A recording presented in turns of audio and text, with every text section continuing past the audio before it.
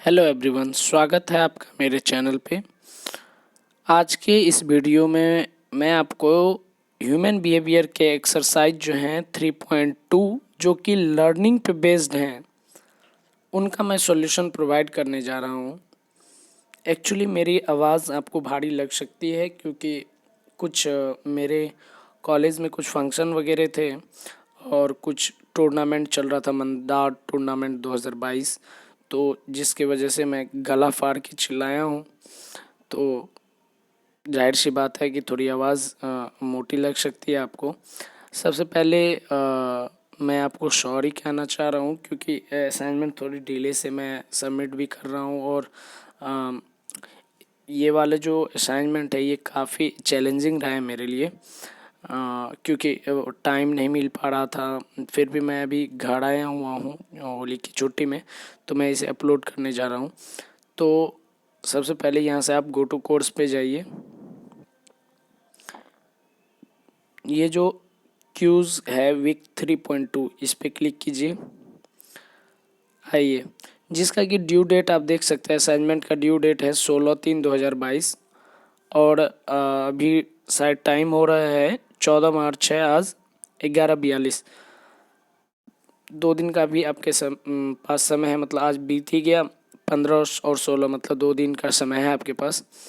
After you sit in a room for a short period of time you become unaware of the background noise। मतलब कहने का अर्थ है क्या कि ना आप किसी रूम में रहते हैं और आप आसानी से ये बात, जिनका घर जो है हाईवे के बगल में रहता है और हाईवे के बगल में रहने के कारण क्या होता है ना कि दिन भर जो है कभी हॉर्न का आवाज़ पें पें करते रहता है, लेकिन कुछ दिन बाद ना वो आदमी को उस जगह का क्या होता है कि वो साउंड को दखलंदाज करने लगता है, मतलब उसको इग्नोर करने लगता है। ये जो प्रोसेस है ना, इसी को हम लोग ये जो आप तरीका जो क्या सीखे तो इसको कहते हैं habituation. This is a form of learning called habituation, इसको हैबिचुएशन कहते हैं। एक conditioned stimulus is one that, देखिए एक्चुअली मैं आपको पहले भी बताया था ये काफ़ी चैलेंजिंग रहा है मेरे लिए। तो एक बार जैसे एक conditioned stimulus is one that, तो इस पे जैसे एक कंडीशनड स्टिमुलस, इसमें लाइट था, लाइट जलने के बाद जो है सैलिवेशन वगैरह से रिलेटेड, लाइट जलने के बाद जो रैट है वो सोचेगा कि फूड आया है, तो वैसा कुछ है। डॉग सोचेगा कि फूड आया है और अगर उस तरीके से होता है तो आप इसमें जो है 2 का ए लगाएंगे। अगर आपको कन्फ्यूज़न है तो आप वहाँ से मुझे कमेंट बॉक्स कीजिए और मैं आपको अपना व्हाट्सएप नंबर दे देता हूँ, अभी बोल ही देता हूँ, 95 34 75 28 17। आप उस पर कांटेक्ट कीजिए। आपको कोई किसी पे टेंशन है, आपको समझ नहीं आ रहा है तो आप मुझसे पूछ सकते हैं।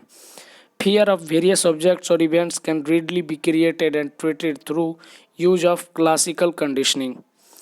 4 है व्हाट इज़ पनिशमेंट। पनिशमेंट में ये सी लगा लीजिएगा। Presentation of a exercises stimulus when the participant make a response।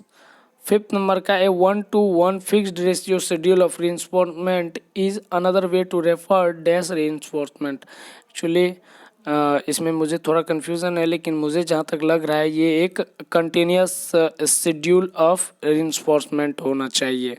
The smoke alarm occasionally goes off when you are cooking। The first time this happen your dog whines and become frightened। इसको आप कह लेंगे, C लगा लेंगे, sensitisation.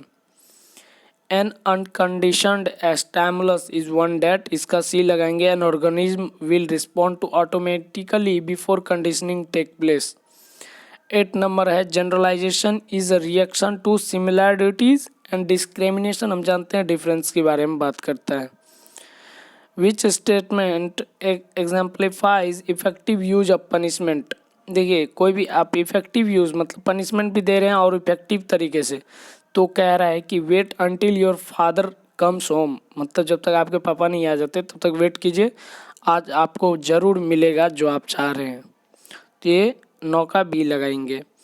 10 का जो है you keep putting quarters into slot machine even तो यू रिसीव नो पे of for long period of time.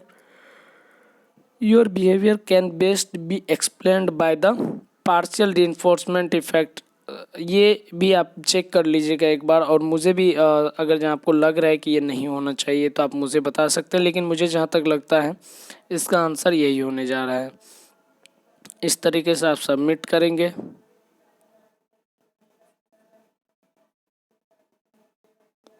जो 4 का असाइनमेंट है उसका भी मैं देख लूँ। हाँ, एक और ज़रूरी है कि मैं आपको अनाउंस कर देना चाहता हूँ कि जो हमारा जैसे कि कुछ कुछ जो स्टूडेंट हैं वो कह रहे थे कि सर पिछले वाले जो असाइनमेंट हैं उन वो भी दे दीजिए, ताकि जो है हो सके। असाइनमेंट से तो क्वेश्चन आते ही हैं ना, और क्वेश्चन बनेंगे भी। और जैसे 3 असाइनमेंट, ये असाइनमेंट हो गया 2022 का, मैं आपको शायद 2020 का है या 19 का, मतलब मैं आपको टोटल का टोटल एक तो मैं खुद जो पास किया हूँ मेरे पास है उसका असाइनमेंट, तो मैं आपको असाइनमेंट जो है उसको भी अपलोड कर दूंगा। अगर आप चाहते हैं कि हाँ पिछला वाला असाइनमेंट अपलोड कीजिए तो प्लीज़ आप उसके लिए कमेंट कीजिए, और मैं कोशिश करूँगा 1 ईयर का नहीं बल्कि 2-2 और ईयर, मतलब टोटल आपके पास 3 ईयर का असाइनमेंट हो जाएगा। आप उसमें पढ़ के समझ के, मैं हो सकता है तो मैं आपको समझा भी दूंगा क्या असाइनमेंट का कहने का मतलब है, क्या असाइनमेंट कहना चाह रहा है। इस लेक्चर में इतना ही, तब तक के लिए गुड बाय। अपना ध्यान रखिए। और मेरा थोड़ा सा तबीयत है ख़राब, इसलिए हो सकता है कि थोड़ी सी असाइनमेंट में डिले हो सकता है ये असाइनमेंट 4, लेकिन जहाँ तक मेरी कोशिश रहेगी ये डिले नहीं होने देंगे। इसको 17 से 18 या 19 जाते जाते इसको कंप्लीट कर लेना है। Okay bye.